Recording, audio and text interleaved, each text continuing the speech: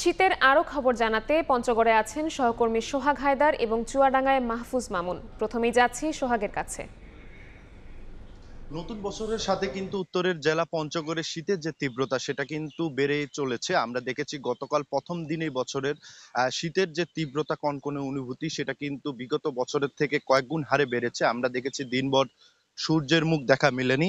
আজকের যদি কথাই বলি, আজকে কিন্তু সকাল থেকেই একটা কনকনে শীত অনুভূত হচ্ছে এবং যেটা আমরা লক্ষ্য করেছি গতকাল রাত থেকে অব্যাহত রয়েছে এবং একই সাথে আহ যে কুয়াশা বৃষ্টির মতো ঝরছে। আমি জানিয়ে রাখি এর কারণে কিন্তু দিনভর এই জেলায় মানুষের একটা উপস্থিতি অনেকটা কম লক্ষ্য করা গেছে গতকালকে। এবং একই সাথে বলে রাখি, এ জেলার যারা নিম্ন আয়ের সাধারণ মানুষ রয়েছে তারা কিন্তু গত দুদিন ধরে বিপাকে পড়তে শুরু করেছে। বিশেষ করে এখানকার যারা নিম্ন আয়ের মানুষ রয়েছে তারা কিন্তু চরম বিপাকে পড়ছে। আমি প্রথমে জানিয়ে রাখি যে তেঁতুলিয়া আবহাওয়া পর্যবেক্ষণ কেন্দ্র আমাদের জানিয়েছে যে আজকে সকাল ৬টায় যে তাপমাত্রা রেকর্ড হয়েছে সেটা কিন্তু ১১.৪ ডিগ্রি সেলসিয়াস রেকর্ড হয়েছে এবং গতকাল এই তাপমাত্রাটা কিন্তু ১১.৬ রেকর্ড করা হয়। একই সাথে সারা দিনের যে সর্বোচ্চ তাপমাত্রা ছিল সেটা কিন্তু ১৫.২ ডিগ্রি সেলসিয়াস রেকর্ড করা হয়। এতে করে আমরা দেখেছি যে ঠান্ডার তীব্রতা, যেটা উত্তর পশ্চিম থেকে বয়ে আসা পাহাড়ি যে হিম বাতাস, সেটার কারণে কিন্তু এখানে একটা জুবুথুবু অবস্থা বিরাজ করছে। আমরা এখানকার বিশেষ করে দেখেছি যারা নিম্ন আয়ের মানুষ রয়েছে এবং নদী কেন্দ্রিক মানুষ রয়েছে তারা কিন্তু চরম বিপাকে পড়ছে। আমরা দেখেছি যে এখন পর্যন্ত জেলা প্রশাসনের পক্ষ থেকে ১২,০০০ প্লাস শীতবস্ত্র বিতরণ করা হলেও তা কিন্তু পর্যাপ্ত না বলে জানিয়েছে এখানকার মানুষজন। এবং একই সাথে আমরা জেনেছি যে যারা নদী কেন্দ্রিক মানুষ রয়েছে তারা কিন্তু বিশেষ করে ঠান্ডার কারণে কিন্তু নদীতে না যেতে পারায় কিন্তু তারা একটা চরম বিপাকে পড়ছে, কারণ তাদের যে জমানো গুচ্ছ টাকা রয়েছে সেটা দিয়ে তাদের দিন অতিবাহিত করতে হচ্ছে। একই সাথে আমরা দেখেছি যারা এখানকার রিক্সা চালক রয়েছে তারাও কিন্তু যাত্রীর অভাবে ঠিক মতো সেই ঠান্ডার সময়টিতে কিন্তু যাত্রী পাচ্ছেন না।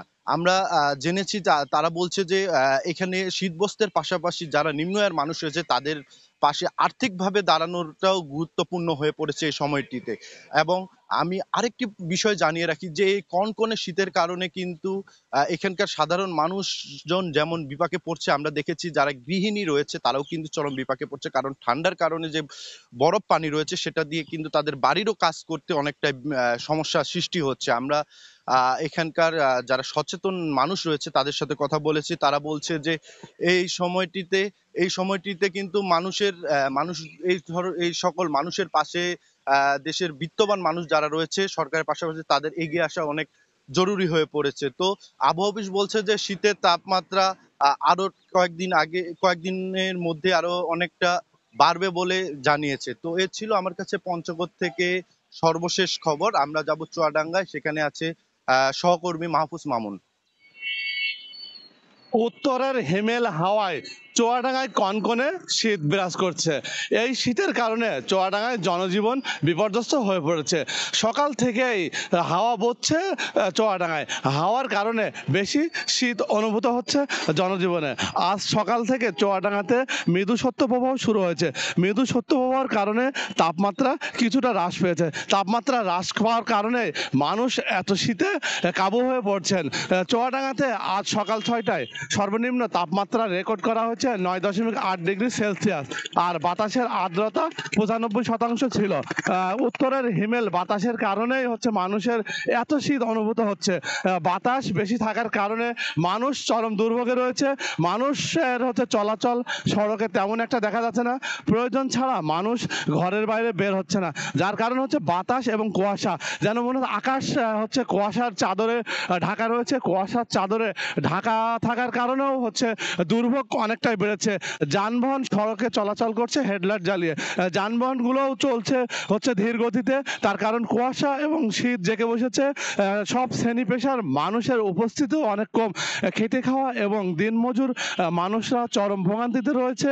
তারা কাজের সন্ধানে এসে বসে রয়েছে বিভিন্ন স্থানে, কিন্তু তারা কাজ পাচ্ছে না। আর মানুষ হচ্ছে দুর্ভোগের কারণেই হচ্ছে চায়ের দোকান এবং আগুন জ্বালিয়ে তাদের হচ্ছে শীত থেকে রক্ষা পাওয়ার চেষ্টা করছে। হচ্ছে মানুষ হচ্ছে আমি দেখছি চায়ের দোকানে মানুষের ভিড় ভিড় রয়েছে অনেক বেশি, এবং মোড়ে মোড়ে হচ্ছে মানুষ হচ্ছে খড়কুটো জ্বালিয়ে আগুন জ্বালাচ্ছে, সেখান থেকে হচ্ছে শীত থেকে রক্ষা পাওয়ার চেষ্টা করছে।